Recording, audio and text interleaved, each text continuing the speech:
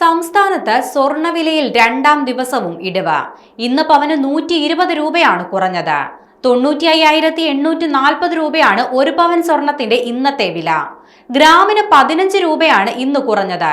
ഇതോടെ 11,980 രൂപയാണ് ഒരു ഗ്രാം സ്വർണത്തിന് ഇന്ന് നൽകേണ്ടത്. 1 ലക്ഷം കടന്നും സ്വർണവില കുതിക്കുമെന്ന് തോന്നിപ്പിച്ച ഘട്ടത്തിൽ ശനിയാഴ്ച ഒറ്റയടിക്ക് 1,400 രൂപയാണ് കുറഞ്ഞത്. 95,960 രൂപയായിരുന്നു ശനിയാഴ്ചത്തെ സ്വർണവില.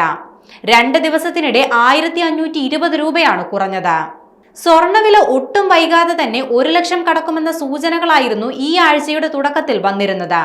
അതിവേഗമായിരുന്നു സ്വർണവിലയിൽ വർധനവ് രേഖപ്പെടുത്തിക്കൊണ്ടിരുന്നത്. എന്നാൽ കഴിഞ്ഞ 2 ദിവസമായി സ്വർണവില ഇനിയും കുറയുമെന്ന ലക്ഷണമാണ് കാണിക്കുന്നത്. എന്നാൽ സ്വർണവിലയിൽ ഉണ്ടാകുന്ന ഉയർച്ചയനുസരിച്ച് സ്വർണത്തിന്റെ ആവശ്യകതയിൽ ഇടിവുണ്ടായിട്ടില്ലെന്നത് എടുത്തു പറയേണ്ട കാര്യമാണ്. ആഭരണത്തിന് മാത്രമാണ് ആവശ്യക്കാർ കുറയുന്നത്. അതേസമയം ബാർ, കോയിൻ, ഡിജിറ്റൽ ഗോൾഡ് എന്നിങ്ങനെ പല രീതിയിൽ സ്വർണ്ണ വിൽപ്പന നടക്കുന്നുണ്ട്. അവയ്ക്കെല്ലാമാണ് ആവശ്യക്കാരുള്ളത്.